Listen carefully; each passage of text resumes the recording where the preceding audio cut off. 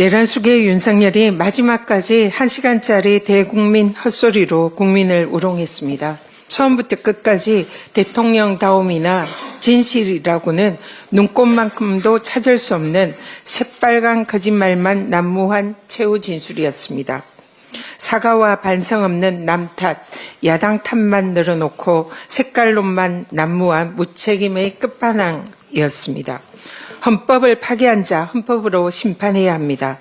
하늘이 두 쪽 나도 헌법 파괴자 윤석열은 파면해야 합니다. 헌정질서와 민주주의 수호의 최후 보루인 헌법재판소의 역할이 막중합니다. 헌법재판소가 만장일치로 대통령 윤석열을 헌법의 이름으로 파면한다는 민주공화정 대한민국 수호선언을 선포해 주시기를 엄숙히 요청드립니다. 용산 공천 안방마님 김건희와 국힘의 매간매직 커넥션 반드시 밝혀야 합니다. 권성동, 윤한홍이 김영선 의원 공천을 반대해도 걱정하지 말라라는 김건희의 통화 녹음은 국힘이라는 공당의 공천이 법에 따라 이루어졌을 것이라는 일말의 기대마저 시궁창에 던져버린 막장극이었습니다.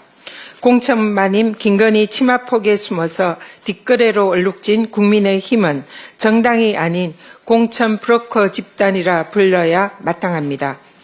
윤석열이 명태균의 황금폰 공개가 두려워 비상계엄을 일으켰다는 의심은 이제 의혹이 아닌 확신이 되고 있습니다.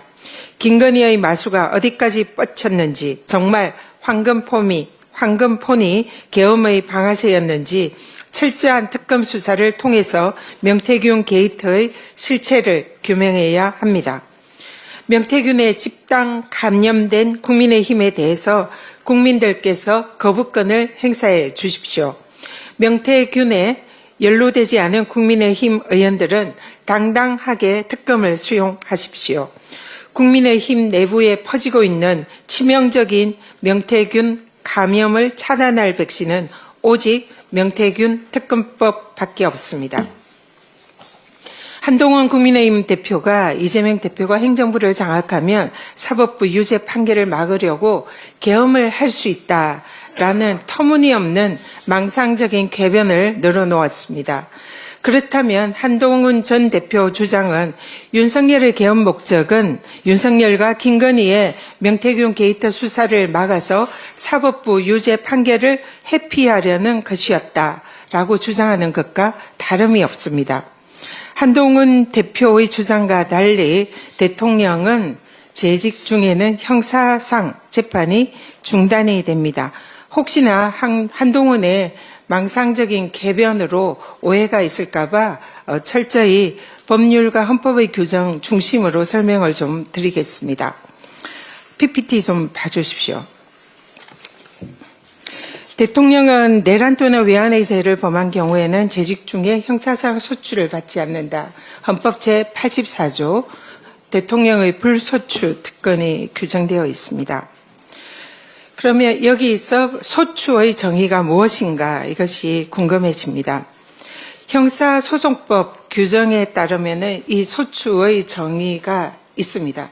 국가소추주의 이렇게 형소법에 규정이 있는데요. 여기에 소추라는 것은 검사가 제기해서 수행하는 것을 소추라고 합니다. 그래서 형사소송법에 따르면은 소추는 공소제기와 공소유지 업무를 모두 포함합니다. 그러면 공소유지 업무라는 것은 재판을 말하는 것이고 이 재판은 형사소추에 포함이 되므로 불소추 특권에 포함이 돼서 재판이 중단된다는 것은 헌법과 법률의 규정에 의해서 명확합니다. 그래도 혹시나 좀 의심스럽다 싶으면은 헌법학 교과서를 찾아보면 됩니다. 제가 국회 도서관을 쭉 찾아봤습니다. 국회 도서관의 대부분의 헌법 교과서에 보면은 이 대통령의 불소추 특권에는 재판도 중단된다는 것이 너무나 당연하다라고 명시되어 있습니다.